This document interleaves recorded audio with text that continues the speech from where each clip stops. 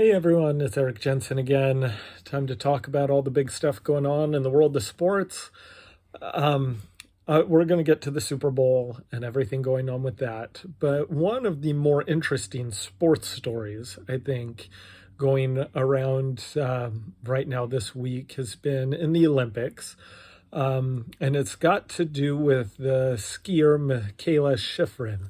She was one of the stars going into the Olympic Games for the U.S. team. She had already won 2 gold medals in the previous Olympics, and everyone was expecting her to do great and to potentially become the most decorated downhill skier of all time for the U.S. So lots of pressure, lots of things, and things haven't gone particularly to plan for her. And I want to compare her experience with the other star athlete going into the Summer Olympics. Of course, I'm talking about the gymnastics, Simone Biles, and just how the two different approaches on the things. So, of course, recap Simone Biles. She isn't doing well in her gymnastics on the team event. She decides to quit, deciding that it's dangerous or whatnot, and so she quits on her team and doesn't compete and doesn't do all that well in the rest, and then is celebrated for it he's a person that was just wonderful. Again, I've already said my opinion. I think she quit. Anyways, we've got the new one, Mikaela Shiffrin. She competes in her first 2 events, and she doesn't even complete either one of them. She skis out of the gates on each of them, and so she doesn't even qualify, or not qualify, she doesn't even finish a race. And so obviously completely disappointing. Not not what she was expecting. And I even really like what she said after the race last night. She was like, I failed in those 2 events. Expectations were that I was going to do good. She didn't even finish them. She was like, yeah, I failed. I'm not afraid to say that I failed. But here's the difference between what Mikaela did and what Simone did is Mikaela continued to compete. Like last night, she completed in the Super G. She ended up finishing 9th. Now, the Super G is an extremely dangerous event. I mean, you're flying down that hill. Some of those girls were going over 70 miles an hour. Granted, I'm not a skier. I don't know anything about that sort of stuff, but that is flying down the mountain. And the snow in Beijing looks awful to me. It could be good. Again, I'm not a skier. I don't know. But it looks icy. It all looks artificial. Why they have the Winter Olympics there is beyond me. Just on a, it doesn't seem like the right environment to have a Winter Olympics. But taking away from the politics on that. But whatever. Side note, that was just side commentary there. But anyways, going down that event is very dangerous. There were several women that wiped out, and you could hurt yourself extremely badly going that fast on that icy snow. Not a safe thing to do. I mean, they know what they're doing, so it's safer than if I were trying to do it. But still not a safe thing to do. And she had obviously been off in her game, whether it was due to pressure or whatnot. Not being able to complete her 2 other events that she had done. And so she could have been injured. She went on and did it anyways. She did her best. She refocused. She just continued to try. And she didn't medal in that event, but she finished. She got 9th and did great. And she was helping her teammates. She was radioing up, telling the conditions on the course. That's all I want. Is she didn't give up, and I mean she's even got like personal stuff. I think her dad died in the past couple of years, and so she's got all that going with all the pressure, and she just kept on going, and it's like I'm going to keep on trying to do this. That is what a good athletic hero does. They might not win every time, but they keep on going and don't give up. That was a drastic difference than what we got in Simone Biles. And I think Mikaela Shiffrin should be celebrated infinitely more than previous. We don't need discussion on, oh, what if I get hurt? Now, again, if you feel like you're not going to do it without getting hurt, don't do it.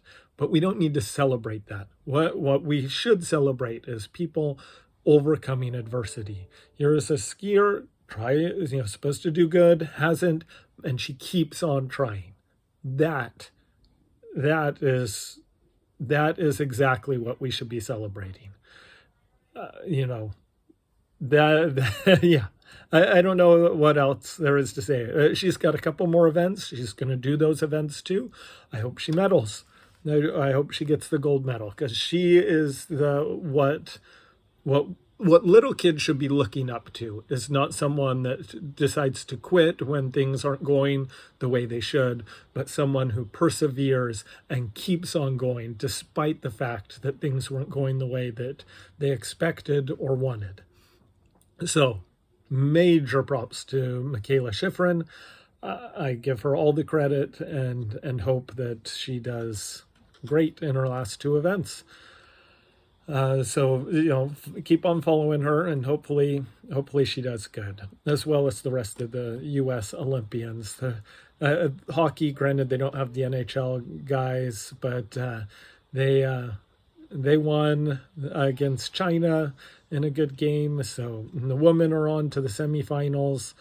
Looking like they'll probably match up against Canada in the finals. We'll see how that happens in the hockey world.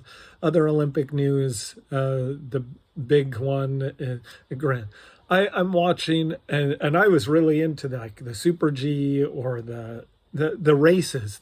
They're very exciting. Even if you're not racing against, have everyone on, but if you're going against that time, it's very exciting.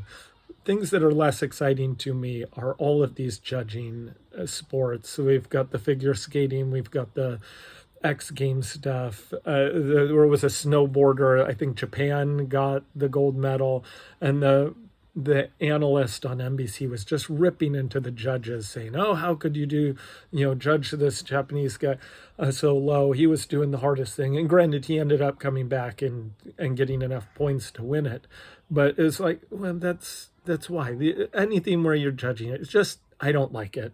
And it's just repetitive. It's not as exciting as I've got to beat this time or score this, this goal. That's exciting to me. Wondering what the judge is going to judge is not exciting to me. Anyways, the other thing is the star figure skater for the Russians has been tested positive for banned substances. So we don't even know what's going to happen with her. We don't know if Russia's going to keep their gold medal. If they don't, then that would go to the U.S. Color me shocked that Russia is accused of doping. Aren't they? The Russian team that is banned from the Olympics but is still able to compete in the Olympics. Whatever. I guess we'll figure out what happens with that. So that's the basic Olympic talk, I think, in the first week or so of the Olympics. Again, best story, I think, is Mikaela Shiffrin still competing despite things not going the way that she wanted. All right, other things going on. We'll get into the big game. I mean, there's not much. I'm sure everyone has talked a ton about, what they think is going to happen. So I've already sort of alluded to it. But in the Super Bowl, I think that the Rams will win. I think that the defensive line for the Rams are too much for the Bengals to go, especially coming up the middle. With Aaron Donald coming up the middle, that disrupts offenses. You can adjust when it's an edge rusher that is dominating. You can roll out. You can move the pocket. When it's coming right up the middle, it makes it so much harder.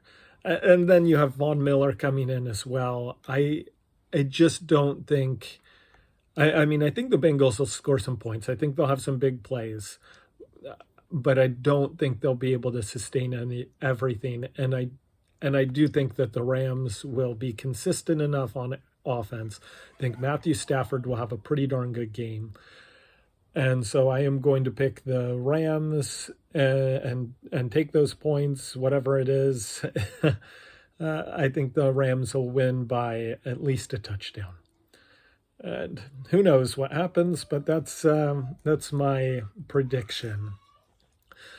The other things going on in the world of sports, the NBA had the big trades at the trade deadline. Harden was traded to Philadelphia. Ben Simmons and other guys were traded back. All this does is it shows me what's wrong with the NBA. It's just a prima donna league for the most part. Now, there are a few teams, I think, that do things better. I don't like the Cleveland Cavaliers, but they seem to be doing better. The defending champs, I think, with the Milwaukee Bucks, I think they are playing better ball. And even in the West, I think, like the Phoenix Suns, they play a more team-oriented game that I appreciate a lot more than the Lakers, which are failing miserably, and it makes me happy. They're all just player-centric, not about the team. And I do like team ball. We've got the big college basketball game this weekend, USC-UCLA. It's sold out at the Galen Center. Hopefully the Trojans make it 5 in a row. Yes, they've beaten UCLA 4 times in a row. So let's keep that streak going. And the USC needs a big win against a ranked team. They don't have one yet, so that would be great for their tournament resume. And I think we'll leave it at that. So again, we'll see what happens in the Super Bowl. There's lots of other big games. I mean, hockey is coming back for NHL. Premier League is well underway again after the international breaks. So there are lots to check out. I still appreciate the Olympics. They're fun. So have a good, and we'll see you later.